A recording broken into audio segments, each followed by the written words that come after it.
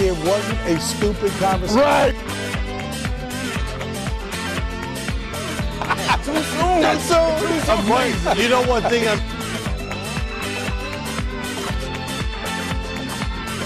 on both sides of the football, a minimum. The left tackle played bad. The right tackle.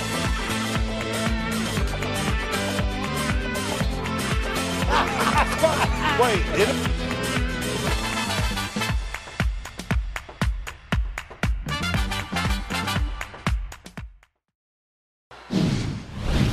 Merry Christmas, everyone, and welcome to the show that the pros watch. I'm James Brown, and as you can clearly see, we are already home for the holidays. That was because Phil went begging to the executives and he got it squared away. However, Brandon cannot join us today, but in this week of Christmas miracles, the great Joe Willie Namath, he'll be with us a little later on in the program to talk Jets football. But up first, my guys, Sugar. Now, I don't know who calls Phil the Grinch. I don't think that's the case. But Ray, watching last night football pregame, what did you see? Did you learn anything in that game between Cincinnati and the Steelers? I think one of the things I'm watching this game, and I'm like, this is probably the toughest division in football. There's 3 playoff teams that's possible to come out of this division. And when I'm watching this game, I'm thinking the Bengals are the ones that was undefeated. It looked like that, right? The way that they was hitting Pittsburgh in the mouth. I've never seen Pittsburgh physically get outplayed like that. Juju, right, who I love this kid. I love the way he plays football. But the game has went too far, right? When you start to go out on somebody else's logo and you start this TikTok, whatever it is, when you start to bring that into the game, this is what happens when you bring that into the game. Oh, now you get hit in the mouth. See, everybody is funny to everybody, guys, until you get hit in the mouth. And last night, not only did the Pittsburgh Steelers get hit in the mouth, but Juju Smith, play football, son, because this is a physical rivalry, and the Bengals saw that dance before pregame. Well, let me say this. I'm going to show my age. And, I do not like that when players go out and do these antics and post it out there. It's just me. You're right, Ray. They out-hit the Pittsburgh Steelers, and they were ready for them, and it meant more to them. So it told me the Steelers, weren't really, nervous about the game. And, that's what the coach has to do. When you play a bad team or with a bad record like the Cincinnati Bengals, you got to fire up your team some way during the week to make them really know that this game is going to be tough. So who should have stepped in here? Should it have been the head coach? Should it have been one of the players? You know what, JB? And this is an organization that's always been historically proven for leadership, right? When you think about the Pittsburgh Steelers.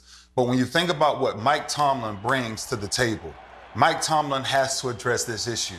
It's enough. It's too much, right? I watched these games all weekend, and there's guys losing by 20-something points and getting blown out, but they make one play and they're running to the prompter. There's nothing to run to the prompter. There's nothing to run to the camera for. No, absolutely not. So when you think about the leadership role of the Pittsburgh Steelers, it starts with Mike Tomlin at the top. After it comes from Mike Tomlin, if I'm on the defensive side of the ball and my offense is playing the way that they played the other night, look here, if I'm TJ Watt, I'm going over to say, Juju, listen, I get it.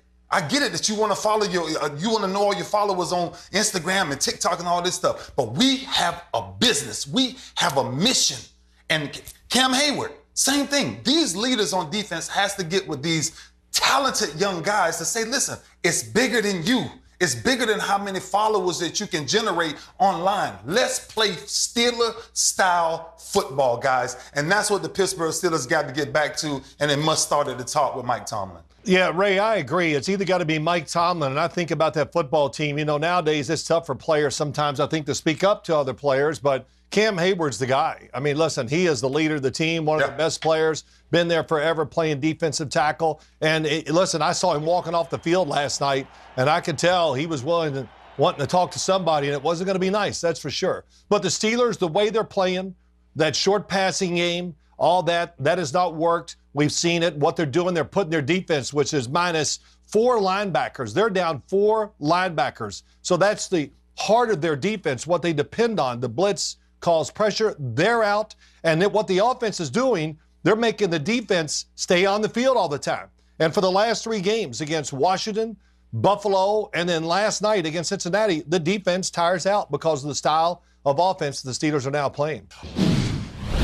Well, with just 2 games left in the regular season, folks, it is time to put down the tinsel and get out the playoff push edition of the Grab Bag. And I know Ray is always asking Phil, does he have his medication? And he does. Phil, how do you stop Derrick Henry? Oh, boy. How do you stop Derrick Henry? My gosh. Well, you know, I played a little linebacker in high school, Ray, but I know this. If I'm a defensive back or anything, why do people try to tackle him high? Stop him, you go down there and you bite his ankles. That's the only way you can stop him.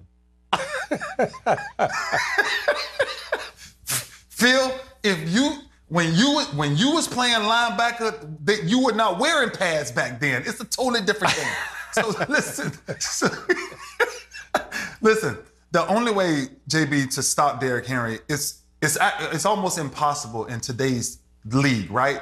Because you don't have the linebackers, not only with the mentality, but the size of the linebackers, right? The size used to be 245, 250 because you was dealing with the Eddie George, Jerome Bettis's. And now Derrick Henry is bigger than most linebackers. So by the time he gets to the second and third level, these guys are trying to tackle him high and he's making it look like a comic book because there's no backer or safety that's going to hit him in the mouth. Derrick Henry, the only way to slow down a train like that, he has to be hit in the mouth. And I don't know if we have that player in the game right now. Does Drew Brees have anything left in the tank from your perspective? JB, I think Drew Brees proved to us the other night, the one ingredient to greatness is consistency. And if you watch how consistent he is, now you got to remember this is without Michael Thomas, but how consistent he is. When I watched that game the other night between him and Patrick Mahomes, I'm sitting there enjoying what the process of greatness. A lot of young kids want to be great too early. Drew Brees is great because he's so consistent with understanding the game is a chess match. It's not checkers. And when you see, and I'm telling you, I said this on set last week, he probably has one more run in him, Phil. And if Drew Brees pulls this run off and gets to a Super Bowl, then Drew Brees, probably can walk off hosting a Lombardi Trophy like I did for my last time. Well, listen, if that happens, they win that trophy. Trust me, he's going to walk off. What does he have left in the tank, JB? He has his brain. That's what he's got. You know, he's a thinking quarterback. Find the right guy, get in the right play. Sean Payton will kind of do the rest for him. So that's what's going to carry him through if they have a chance to win the Super Bowl. Is there truly, Phil, a number 1 team in the NFC, or is it indeed totally up for grabs? I think it's totally up for grabs. I don't look at one and just go, wow, I don't see how anybody can beat that team. Green Bay's number 1. I still look at the New Orleans Saints as the most sound team in the NFC right now. So I know Drew Brees, he didn't play well on offense, but he was coming back from an injury. So we'll see how it rolls out. Yeah, I think I'm going to go with Phil on that one. I think when you look at every team, that's even at the top, from top to bottom, when you think about the Saints have a complete football team, offense, special teams, all the things, defense. But it's what they have and how they do it. And so, look, if there's any team that's complete in the NFC, it's probably the Saints. As a kid, did you ever cry when your team lost in the playoffs? Oh man, JB, I cried. I cried too many times. I was hurt every week one of my teams lost. I just felt that strongly about it. But yeah, I definitely cried a few times. Let me no. No. Did I cry after any game? No. So yeah, and I lost some big ones, even in the NFL. It's like I said once, we lost a playoff game. They were killing me on TV as I came home. We were watching the news. My wife says, "Are we in trouble?" I said, "Absolutely, we're in trouble." So, but I never cried. Wow. Wow. Hey, so this one, you know what? The guys back in the control room, they're loving this. Phil, will you ever do better picking against the spread? Yes or no? Yeah, I will. Tell everybody in that control room where they can go. Okay? So picking these games. We got to pick them on Monday night. You know, I pick different games on Sunday, so tell them to be quiet. You know, only the Jets could upset the Rams and their fans, And you know what? Our producer, he also feels your pain. That will be Pete Radovich. So here's a special holiday treat. The greatest Jet of them all, Joe Willie Namath, joins us. Joe, first of all, no one knows New York any better than you other than our guy, Phil Simms. Phil, take it away with Joe. Well, let's talk a little here. First, Joe, I see that you have the new uniform, the new jersey from the New York Jets. So they send you this stuff free, I guess, to wear around, right? Phil, no matter what happens with the Jets, I'm pulling for them. I'm a fan. But like a whole lot of fans of the Jets right now, we're just, man, this is a tough place to be. Watching that game against the Los Angeles Rams, there you are watching. I know you're thinking ahead, what the draft and all that, like all Jet fans. What was your first thought once you saw they were going to win the game? After watching them play the entire season up to that point, I didn't figure they were going to win a game. And especially against the Rams that day, I was looking for being in the number one draft position, being very advantageous for our team. So I was surprised. I've heard so much from Jet fans, the text messages, all this TV. So it sounds like even you were kind of looking forward to Trevor Lawrence being drafted by the Jets next year. I'm not trying to talk down about Sam Darnold. He's going to be in the league 15, 20 years. Who knows? You know, he's a good player. But this guy from Clemson, Lawrence, he's special. He's very special. Heck, I saw him outrun the secondary of Notre Dame last week. He's got speed. He's got touch on his passes. He's smart. He goes everywhere. He hasn't shown a negative that I've seen in the last few years. And when you get a chance to get an animal like that on your team with those qualities, I don't know how you could say no. We hear it so often. Do players think the same way as those who are fans? Were you rooting for the Jets to lose that game or to win it? No, I wasn't rooting for them to lose. I don't root against a lot of teams that are playing in the NFL. I root for our team usually to win. And prior to that particular game, they had played so poorly throughout the season. I didn't expect them to win at all. And then whenever it started to develop that, wow, there's a chance of them winning, I'm saying, holy cow. Boy, Joe, I can tell you it's coming out, man. You are a big-time fan. I love it. And the fact that you got the jersey on, too, really tells me that. But you know a lot about this Trevor Lawrence and have watched him a lot at Clemson. You know, Phil, I also appreciate his size. You know, the animals today are all a little bit bigger, faster, whatever. Being 6'6", being able to see better than a 6'3" guy over the defense, spot things, being able to put a touch on a pass. This man changes his speeds when he throws the ball. Some guys, you know, they just get so excited they put too much heat on it. They don't throw what I call a handleable ball, you know, where a cat can handle it rather than, man, be surprised with it. I'm very impressed with Trevor Lawrence, and Sam's going to improve. And again, he's going to be around for a long time, but this Lawrence guy is a special guy. I just hope Jacksonville fouls up and wins the game. Well, let me ask you a real quick question then. So if the Jets do get the second pick of the draft, do you think they'll still take a quarterback there if Trevor Lawrence is picked first? No. Hey, this is a team game, Phil. You know that as well as I. And Darnold hasn't been blessed with the surrounding cast that you'd like to have. Douglas hasn't been there long. The players that the Jets have had, boy, that roster needs restructured. And I look at Wentz over there in Philadelphia. He's been getting the heck beaten out of him all season long. And that can change the way a guy's psyche is and have him flinching a little bit or try to make decisions faster. Sam needs a surrounding cast, a better cast with him. I think the thing is, too, the Jet fans, and even I, as a commentator and watching it going, where has this team been? They played so well on Sunday. Sam Darnold had some time against a great pass rush, all that, and they played with such energy and everything you want. Why haven't we seen that really the whole year until this past weekend? You got to question the leadership. You got to question the daily leadership.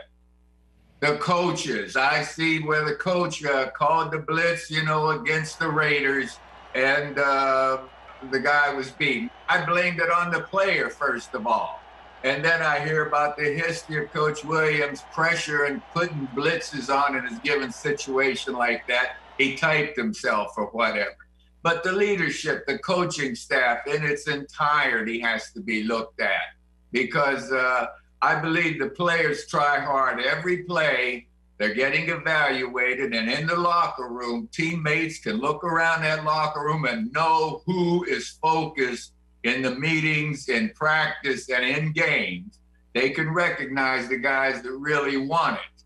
It's the leadership. They have to do something about that. They've got to find a way to coach these guys up better. Hey, Joe, what specifically are you frustrated with about leadership, meaning the head coach, because you still follow this game and you're antsy about what you're seeing? Well, I watch television, I watch interviews, I watch the way the communication goes between the coaching staff and the media, and I haven't been comfortable. I like Adam as a person. I know Gase from his coaching days down here, just visiting with him. We've kept in some communication up until mid-season or a little bit later. And communication with the media hasn't been good. I look at those interviews all the time, and it's not the kind of communication I think gets in there. It's solid. And if that's the kind of communication that's going on between he and his team, then I question that. Have not heard one word come out of the players about the coaching staff as far as endorsing them. All right? Yep. Hey, your enthusiasm for the Jets and frustration definitely is coming out today. I've never seen it like this. Hey, Joe Namath, I am loving the fact that you're having this conversation with Phil Simms, because he got all purdied up just because he was talking with you. He's got his hair combed. He's got his makeup on and looking good. Both you and Phil will forever be known as two New York legendary quarterbacks. I had no idea, though, how Phil tried to emulate you until the coin toss at a Super Bowl. Take a look at this. Phil actually came out with his fur coat trying to mimic you. Does it bother you that guys try to still mimic you after all these years? No, I tell you what, I'm a fan of Phil's and his family, I might add. His boys are pretty cool too, buddy. I couldn't pull off that fur coat, that's for sure, Joe. That was evident. And listen, really great talking to you and everything and seeing you. You look great. I hope the golf game is you're still getting out there and doing it. And we look forward to talking to you again. So good luck, man. Well, thank you, Phil, James, and the whole cast up there. Happy holidays and good health to y'all. Joe Namath, the same to you. We love you, buddy. Thank you so very much. Well, there's no question that this show is indicative of what's been happening in all of our lives in this COVID-impacted year, for sure. But it is also appropriate to reflect on things and people in our lives who really matter the most. Ray, let me start with you. Yeah, JB, I tell you, man, this season has been rough, right? It's been up and down for a lot of us. And, tough times never last, but tough people do. But we lost a warrior, right? And Bill Cowher said it best about Kevin Green, that we lost one heck of a football player, but we lost a heck of a man. And me being young, watching him do what he's done, my condolences goes out to his family, Tara and everybody's in the family, the whole Pittsburgh Steelers nation, to lose a legend that young, that early. We've lost a lot of legends in this year, and it's been just so up and down. So to all of the families, Kobe Bryant families, Kevin Green's family, God bless you all. Happy holidays. And while we say goodbye, God always says welcome home. So happy holidays again, and just thankful that these men gave us a small bit of what their essence was in life. Yeah, well said, Ray. Kevin Green was a great player, played against him many times, and like you said, a very good gentleman. I want to give a little special thanks or happiness out there to Alex Smith out there. We talked about it before, all those operations and everything, almost lost his leg, that he got a chance to come back and play in the NFL. And then another guy out there, Rigoberto Sanchez, the punter for the Indianapolis Colts. He had a malignant tumor removed from his body. He was back punting for the Colts last week. He punted only twice, which is a good sign for the Colts. He averaged 45 yards, so I just want to say happy holidays to those guys and wish them well and enjoy. And as both of you guys have been talking about people and things that really matter in our lives, look, we speak to the whole country in terms of what we've all been dealing with COVID, and I know I speak on behalf of Showtime and Inside the NFL to know that you are fervently in our prayers as we go through all of this together. Phil mentioned about someone almost losing their leg. My brother, youngest brother, did lose his leg a few months ago and has been faced with a number of health challenges, but his faith is strong, and I am truly thankful to the good Lord for keeping him because he has been an inspiration to me. And we hope that we bring some joy into the lives of all of you who watch us on Inside the NFL. And as we say goodbye, we're also mindful that Santa is even affected by COVID because he cannot take his sleigh airborne, but we have some past Christmases to share with you and what our Santa has done to try to bring you some joy. Let's give a look. Here comes your brother, Santa Claus. Santa Claus? Santa! Hey, what happened this year? What happened? Just look at this picture. Look at that body. Kids, turn around real quick. No, don't turn around real quick. Because I have no gluteus maximus. Yeah, well, here we go. This is going to take care of it big time. What's it called? It's called Kardashian Booty Pill. Okay? See, man, you're going to be rocking. Oh, but Ground rules. Hold up. Healthy. Yes, ground rules. Don't look directly into Santa's eyes. Right. Whatever you get, you act like you like it. We got Cowboy Fever Reducer. Reducer. Man, we need a bigger bottle. God, this is good. This is for you. Get over it. And, you know, take it. Take them every day. So I wanted to get her something for her 50th birthday that Santa would be really happy if you wear this when you serve those milk and cookies. So if I wear that? No, we want your Man, wife. I love you, but ain't no way. No, we know better. So that's for your wife. That'll be Holly great. must really like you, Santa.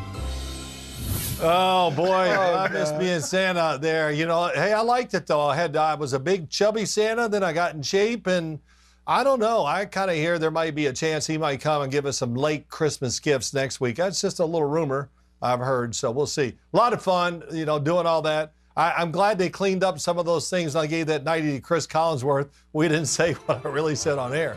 But, hey, all in good fun, and I wish everybody happy holidays. Hey, folks, that's it for this week's show. From all of our family here to all of yours, have a blessed and Merry Christmas. Thanks for watching, and we'll see you all again next week right here on Showtime. Showtime. Showtime.